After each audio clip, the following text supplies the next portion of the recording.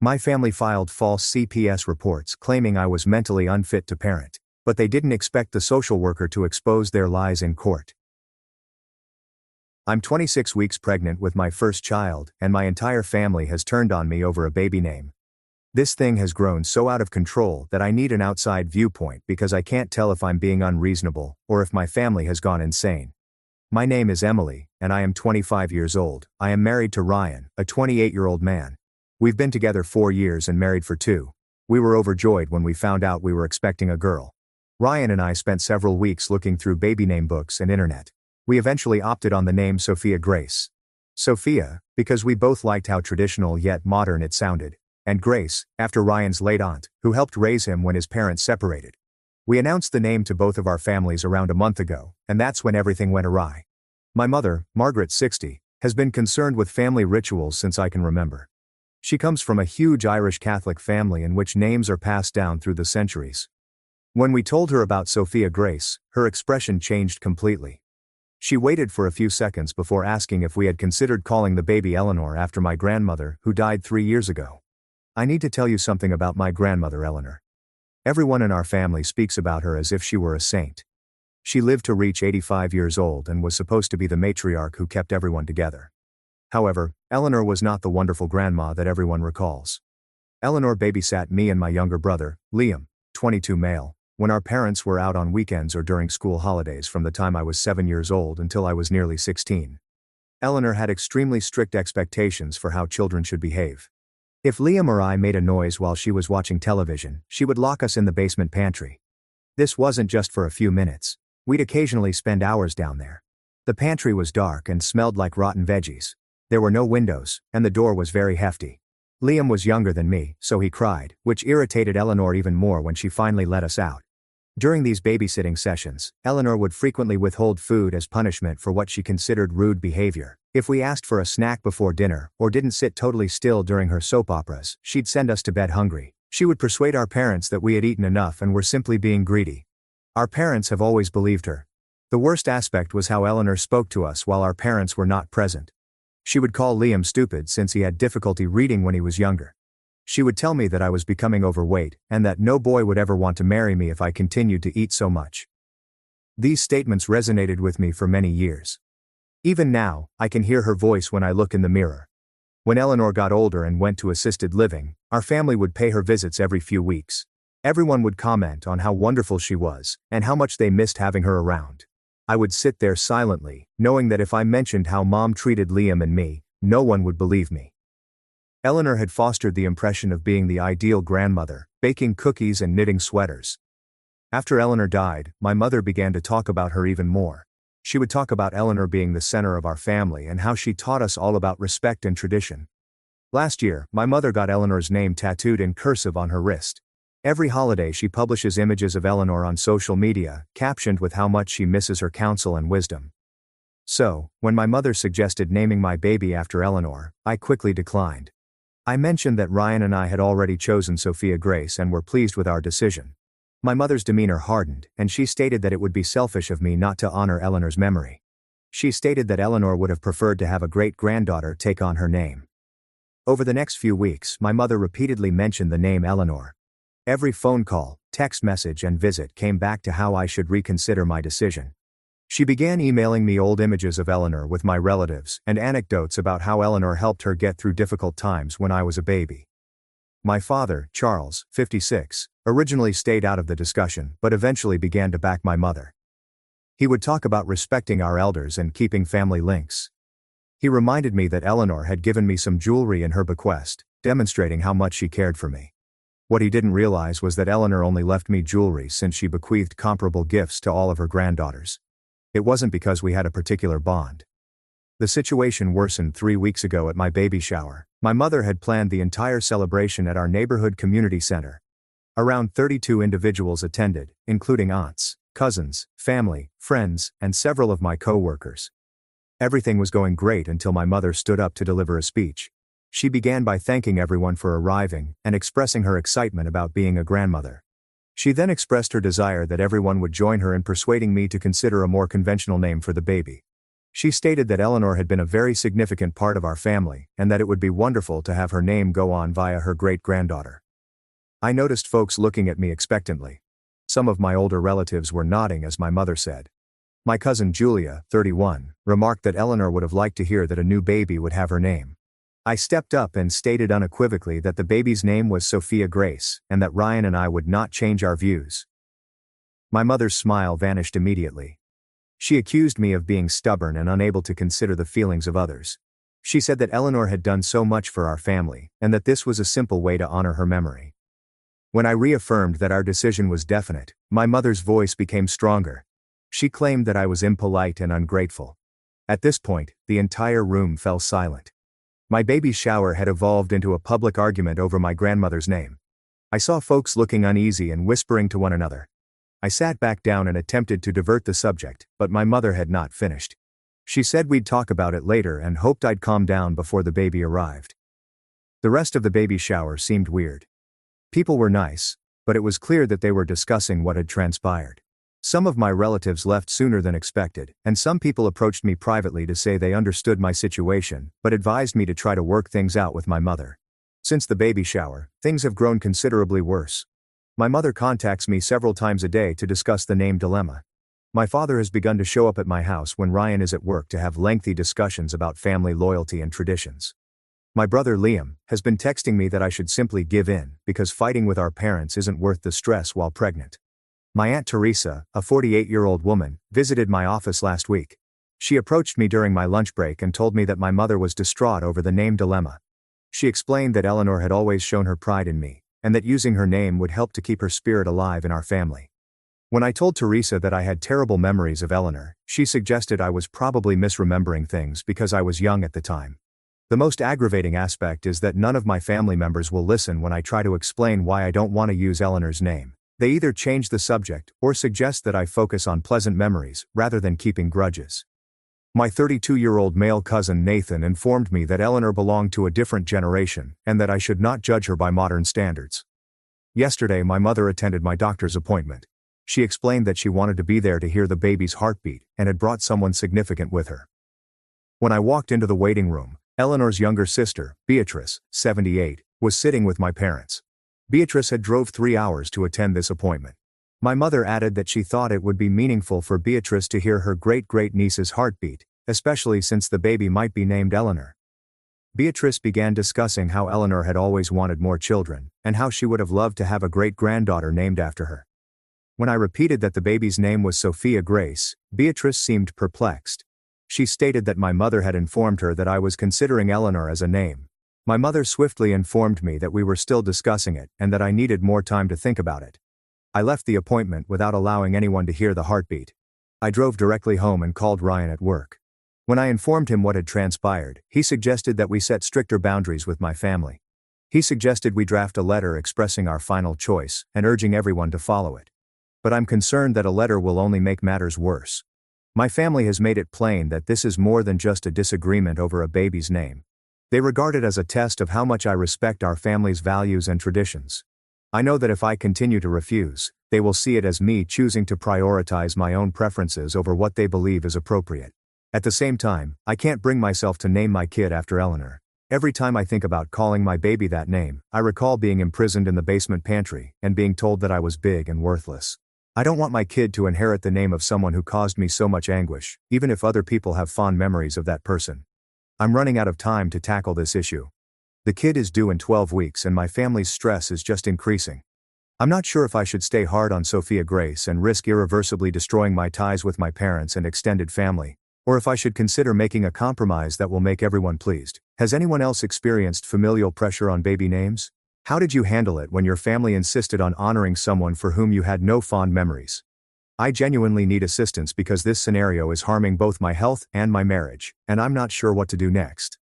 Update 1. I mentioned 6 weeks ago that my family was urging me to name my daughter after my late grandmother Eleanor, who had mistreated me as a child. I replied I'd call her Sophia Grace instead. Many people advised me to stand steady, so I did. I wish I could say things turned out well, but they actually grew worse before they improved. I went into early labor at 35 weeks, 2 weeks after my previous post. Ryan hurried me to the hospital, where Sophia Grace was born healthy at 5 pounds 3 ounces. For the first day, everything seemed perfect. Ryan and I were fatigued but thrilled, and Sophia was doing well in the NICU as a precaution due to her early birth. On the second day, a nurse informed me that several individuals had called the hospital inquiring about me and the baby. My mother, father, Teresa, and cousin Julia all called me. They inquired about Sophia's health and visiting hours. I didn't contact any of them when I went into labor because I wanted to rest and bond with Sophia before dealing with family issues. That afternoon, my mother and father arrived at the hospital without warning. They had figured out which room I was in and walked right in as I was trying to breastfeed Sophia. My mother immediately ran to Sophia's bassinet and began taking shots of her with her phone. She was admiring and exclaiming how lovely her granddaughter Eleanor was. I corrected her, stating that the baby's name was Sophia Grace. My mother chuckled and said I'd come around once I realized how fitting the name Eleanor was for such a lovely baby. She stated that Sophia looked just like Eleanor in her infant photographs, and that this was clearly meant to be. My father stood beside the entrance, as if he were guarding it.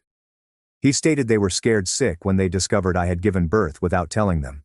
He stated that family members should be the first to hear about these significant events, and that I had damaged their sentiments by excluding them. I requested them to leave because I was exhausted and still healing from the delivery. My mother explained that they had driven an hour to the hospital and deserved time with their granddaughter. She took Sophia up from her cradle without asking, and began wandering around the room with her. When I tried to reclaim Sophia, my mother told me I was being possessive and that grandparents had rights too. She stated that Eleanor would have wanted her to be engaged in raising her great-granddaughter, and that I couldn't keep Sophia away from family members who loved her. At this point, Ryan had returned from obtaining coffee in the cafeteria. When he noticed my mother holding Sophia and my father blocking the door, he instantly requested them to leave. He explained that we had requested privacy during our first few days as new parents, and that they should respect our desires. My mother claimed Ryan was turning me against my own family, and was the reason I was being so tough over the name issue.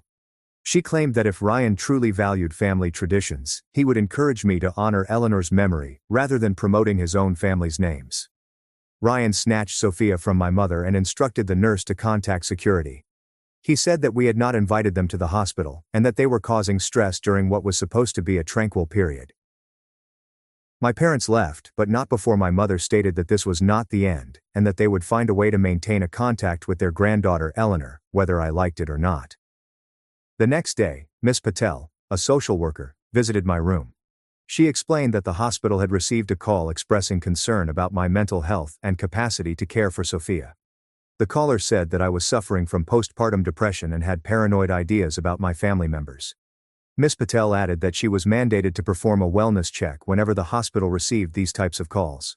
She questioned me about my support structure, my mental health history, and my plans for Sophia's care following discharge. She also inquired about my family relationships and whether I was experiencing any conflicts with relatives. I informed Miss Patel about the pressure I was receiving from my family regarding Sophia's name and how they had arrived at the hospital without authorization. I emphasized that I did not have postpartum depression, but was concerned about my family's behavior. Miss Patel stated that the person who contacted had supplied precise information about my alleged mental health difficulties. They claimed that I was refusing to let family members see the baby and making unreasonable judgments about the baby's care. They also claimed that my husband encouraged these habits while isolating me from those who cared about me. After speaking with me for approximately an hour, Miss Patel stated that she saw no signs of the difficulties highlighted during the phone chat. She described me as a capable new mother dealing with regular family stress. She stated in her report that no further intervention was required. 2 days later, Sophia and I were discharged from the hospital.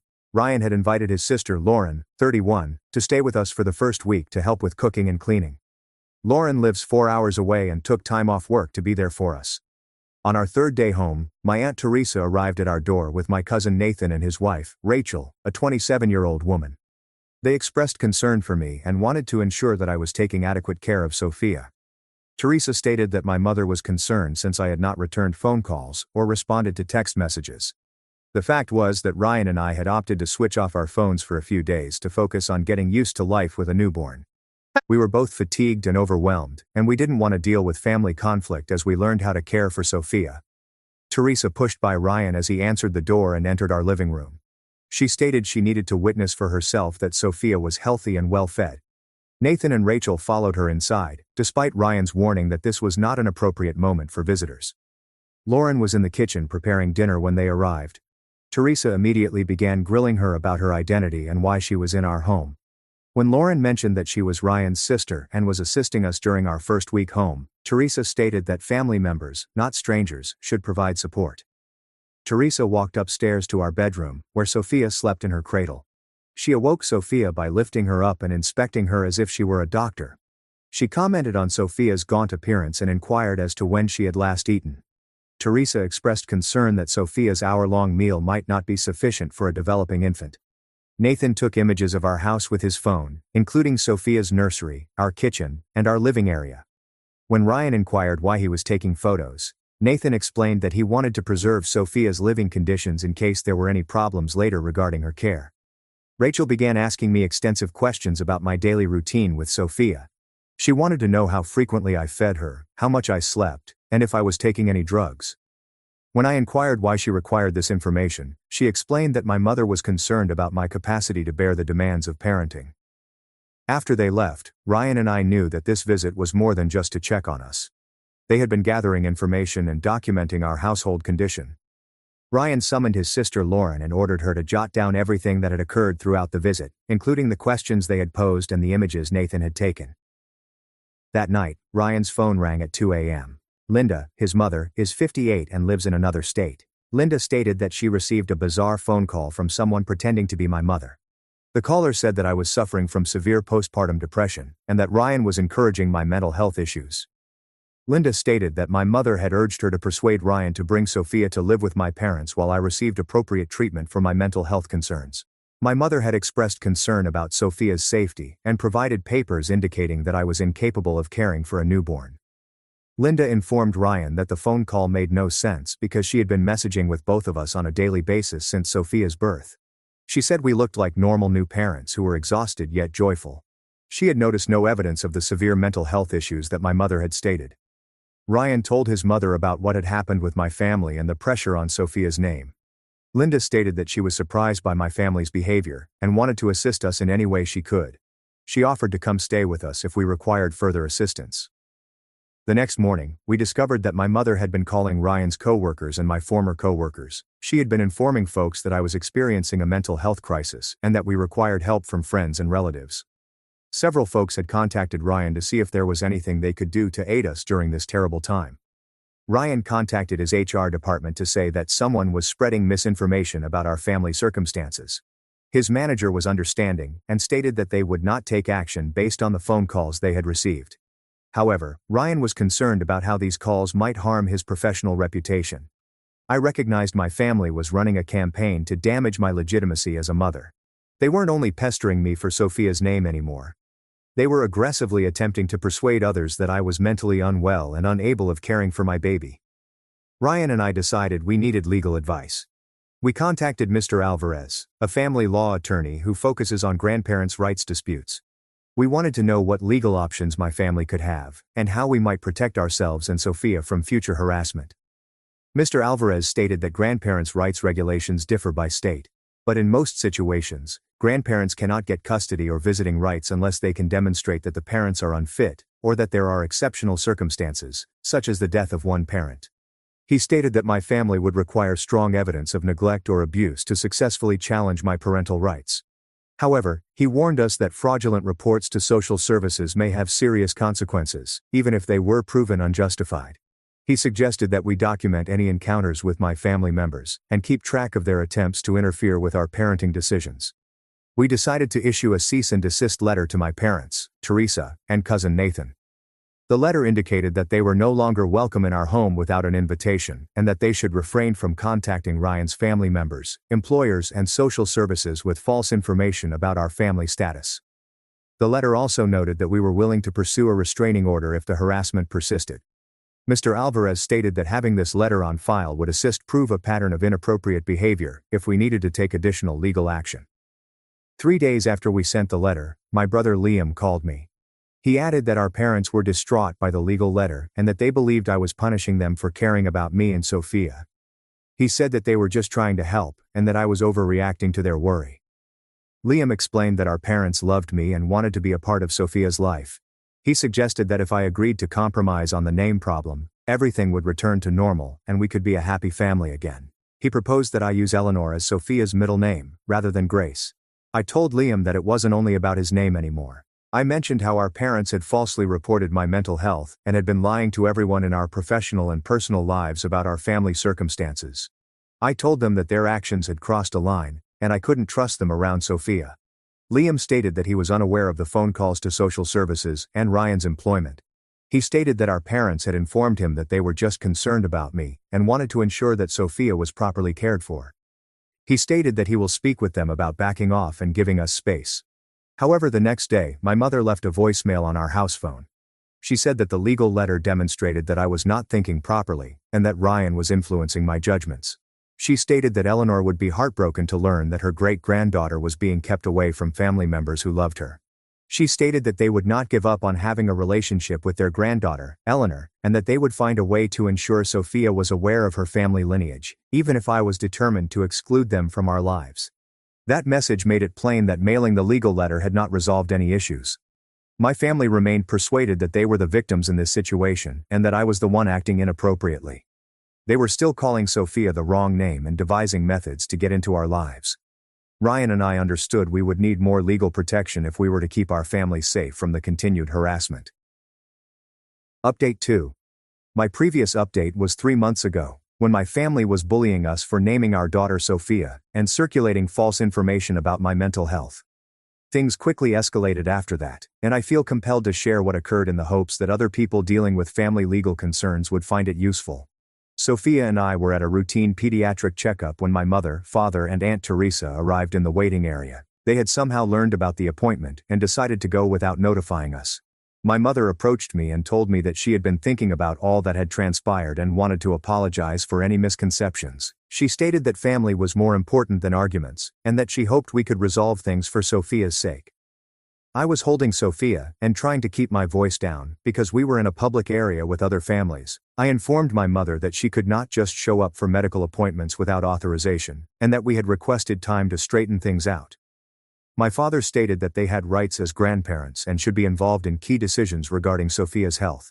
He said that they have experience raising children, and that their advice could be beneficial to Sophia's well-being. Teresa was shooting shots of Sophia with her phone as my parents were speaking with me. When I urged her to stop, she explained that she wanted to capture Sophia's growth since they last saw her.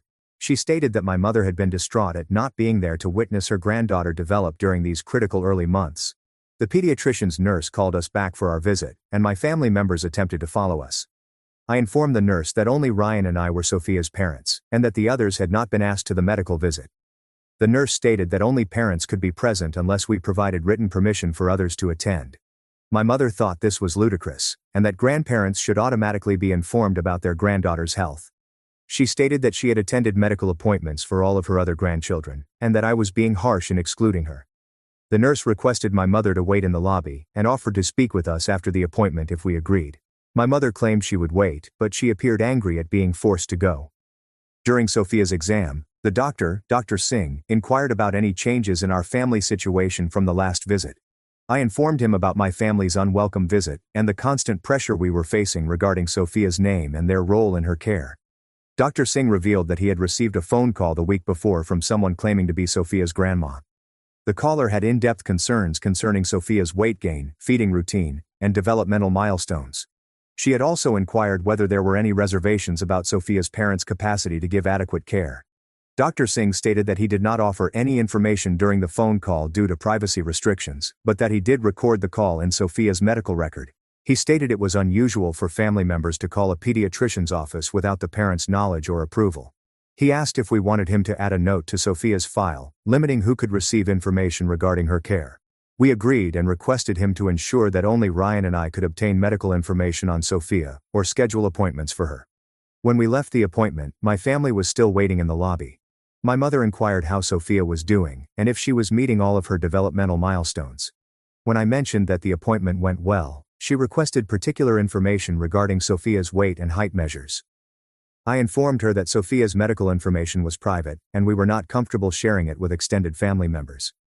My father claimed that the secrecy was indication that something was amiss, and that we were concealing issues with Sophia's health or development. Teresa stated that she had raised 5 children and could tell if Sophia was doing well simply by looking at her. She commented that Sophia appeared smaller than she should be for her age, and that we might not be feeding her properly. This conversation was taking place in front of other families with young children, and I could see them watching at us. Sophia started crying, most likely because she sensed the tension in the room. I tried to calm her down while my family discussed their concerns. My mother reached for Sophia and explained that she understood how to comfort babies because she had grandchildren. When I stepped back to prevent her from taking Sophia, she accused me of being anxious and overprotective. Ryan arrived at the pediatrician's office right as this dispute was taking place.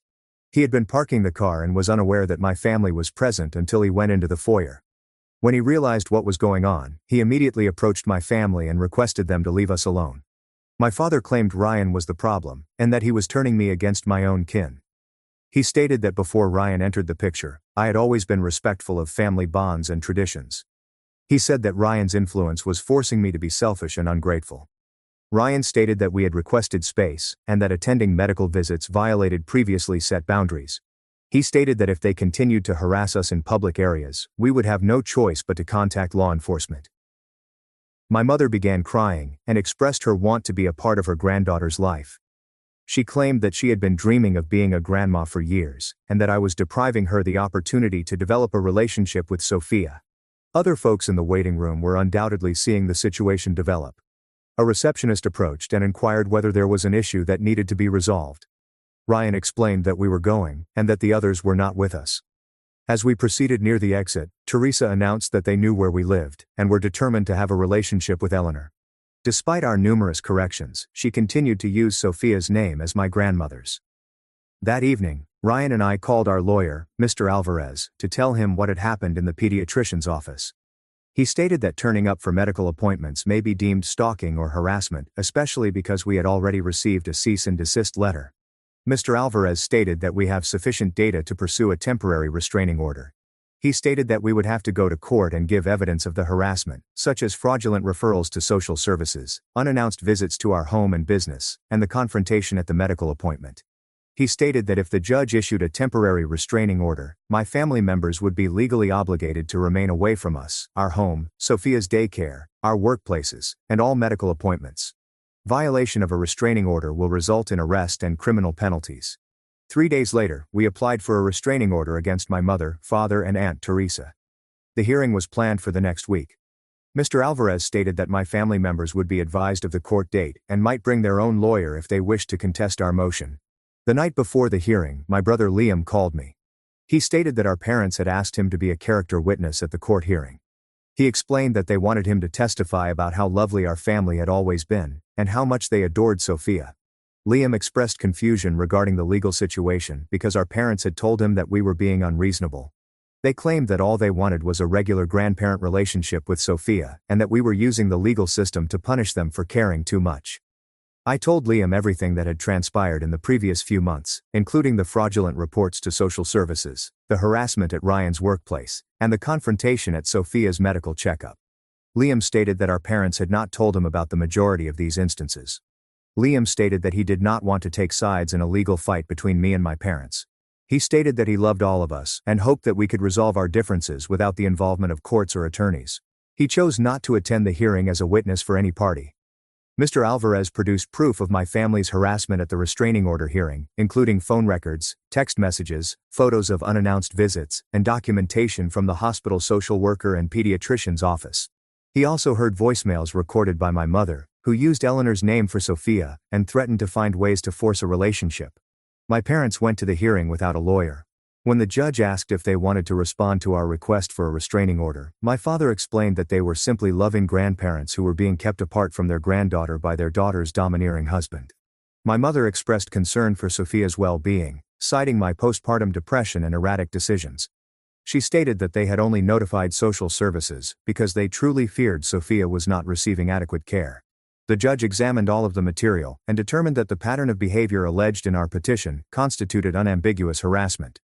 She stated that grandparents do not have the authority to impose connections with grandchildren or to meddle with their parents' medical and childcare decisions. The judge issued a 1-year restraining order against my mother, father, and Aunt Teresa. The injunction forbade them from contacting us directly or indirectly, visiting our homes or workplaces, attending Sophia's medical visits, or filing false reports with any government organizations. The judge also ordered my family to pay our legal bills since she determined that their behavior was intentionally disruptive and that they had ignored our earlier requests to respect our boundaries.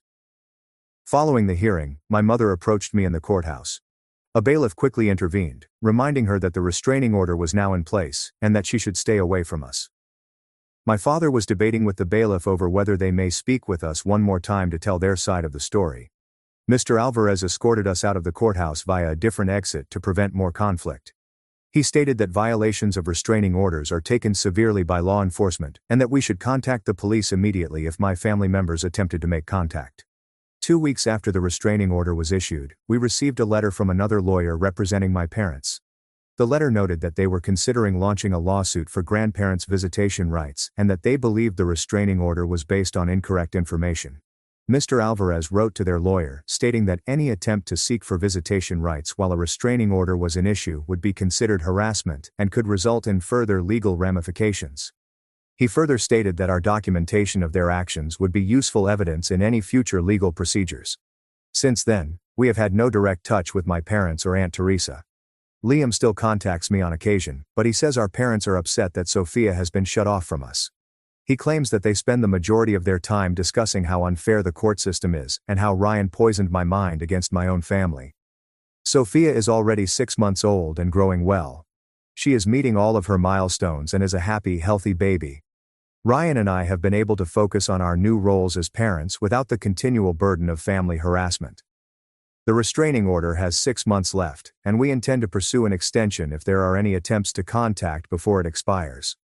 Mr. Alvarez stated that the recorded history of harassment will make it simple to seek extra protection if necessary. Update 3. It's been 6 months since my previous update on the restraining order against my parents and Aunt Teresa. Sophia is now a year old, and I'd want to tell how everything was eventually handled after the issue took some unexpected turns. The restraining order was slated to expire in December, and Ryan and I intended to pursue an extension. We hadn't heard from my family since the court hearing, but Liam had stated that our parents were still discussing trying to see Sophia once the legal constraints lifted. Something happened in November that fundamentally altered the situation. Liam called and explained that he needed to tell me something crucial regarding our family. He explained that he had been digging through old boxes in our parents' basement to assist them arrange ahead of a planned move to a smaller house.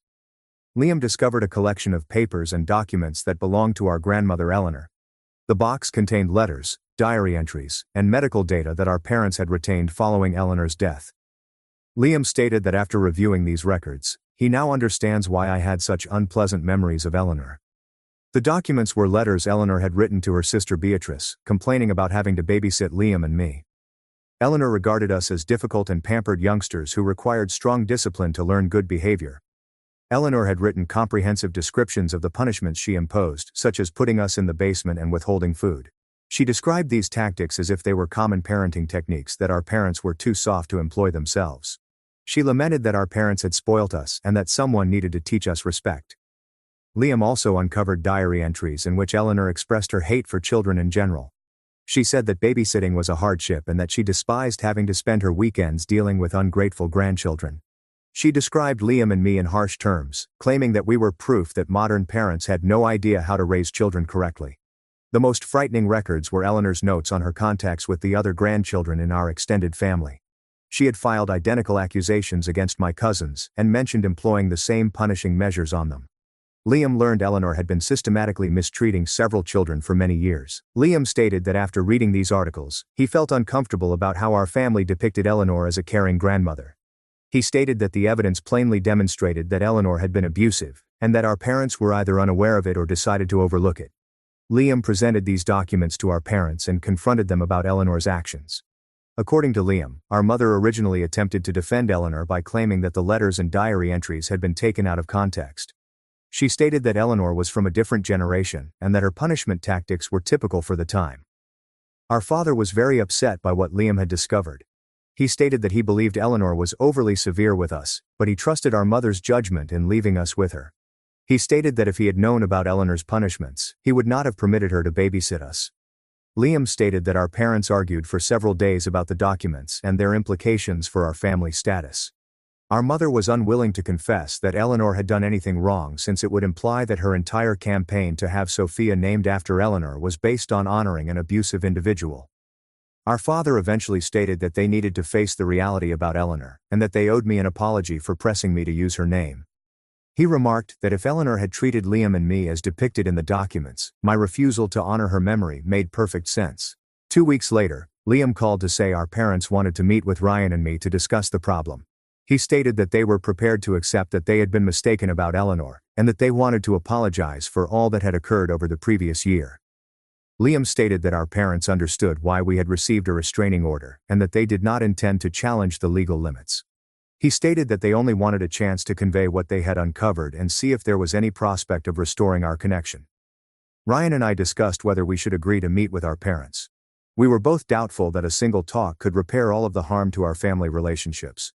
We were also apprehensive that this could be another manipulation attempt to gain access to Sophia. We agreed to meet with our parents in a neutral venue, with our lawyer Mr. Alvarez present. We agreed to meet at his office so that we may have legal recourse if the conversation went wrong. Liam decided to attend the meeting as a mediator to assist everyone stay focused on resolving the concerns. At the meeting, our parents brought copies of the documents Liam discovered in Eleanor's folders. Our mother was visibly uncomfortable, but she conceded that the evidence showed Eleanor had mistreated Liam and me. She claimed that she idealized her recollections of Eleanor, and did not want to consider that her mother may have been violent. Our father apologized for his involvement in the pressure campaign over Sophia's name. He claimed that he had trusted our mother's judgment about Eleanor without personally checking the case. He explained that if he had listened to my concerns about Eleanor from the start, the entire problem may have been averted.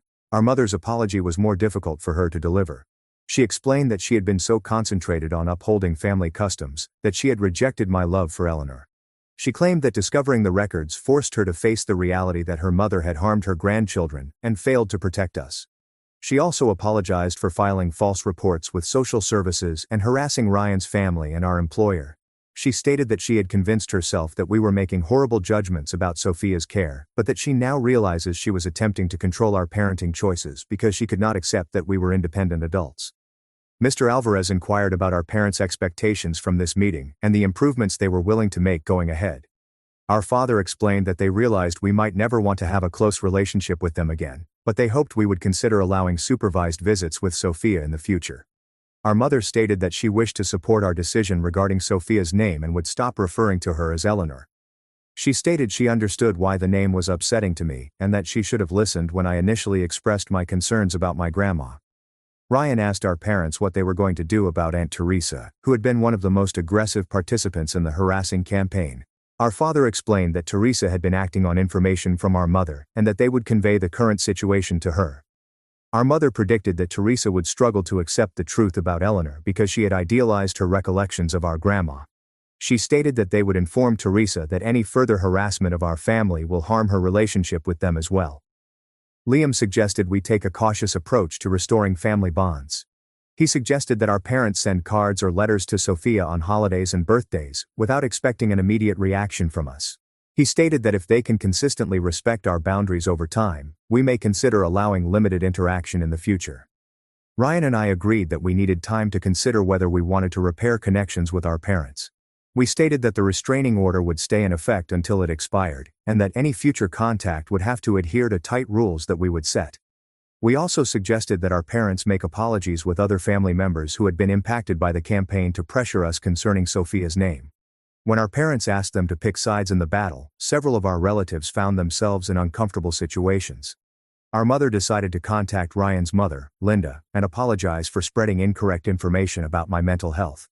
She stated that she would explain that her concerns were founded on wrong assumptions and that she apologized for bringing stress to Ryan's family. The discussion concluded with our parents agreeing to respect the remainder of the restraining order and to wait for us to contact them if we decided to try to repair our relationship. Mr. Alvarez stated that he would prepare a written agreement describing what had been discussed so that everyone understood the expectations moving ahead. Following the meeting, Ryan and I spent several weeks debating whether we should give our parents another chance. We both felt that their apologies were genuine, and that discovering the truth about Eleanor had been a watershed moment for them. We agreed to allow restricted communications until the restraining order expired. We agreed that our parents could send Sophia birthday and holiday cards and call us briefly once a month. We stated that any future in-person visits would have to be scheduled in advance and would be initially overseen by Liam. When the restraining order expired in December, our parents sent Sophia a Christmas card with a simple message, wishing her well and expressing their intention to be a part of her life someday. They offered a small gift, but did not request a response, or want to visit her. We've spoken with our parents on the phone several times in the last several months. The calls have been courteous but awkward as we all try to find out how to engage after what transpired.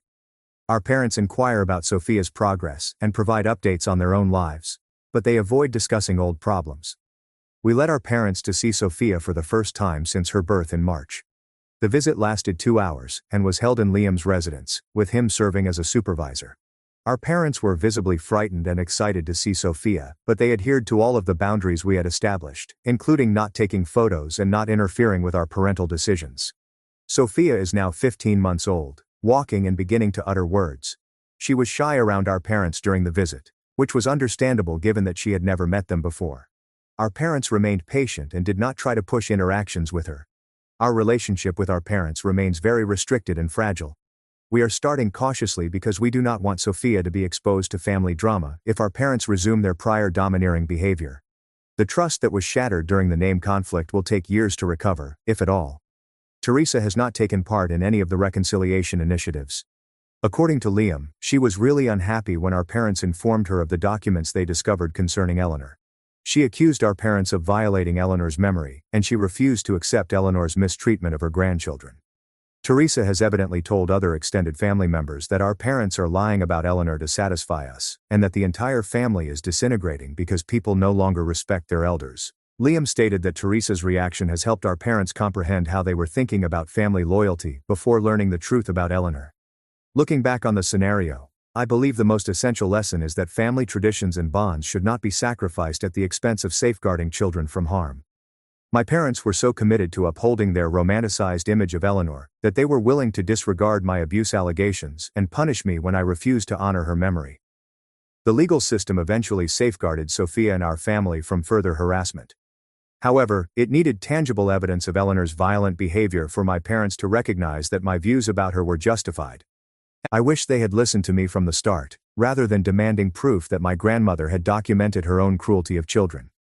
Sophia will grow up knowing her grandparents, but their connection will be different than if the disagreement had not occurred. My parents will have to earn their position in her life, rather than assuming instant respect because of their familial status. The greatest positive effect is that this circumstance has strengthened my bond with Ryan and demonstrated that we can successfully safeguard our family when necessary.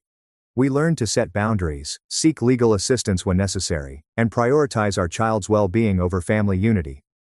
Sophia's full name is Sophia Grace, and that's what everyone calls her now. She will never have to bear the name of someone who harmed her mother, and she will grow up in a family that values her safety and well-being over traditions that are harmful.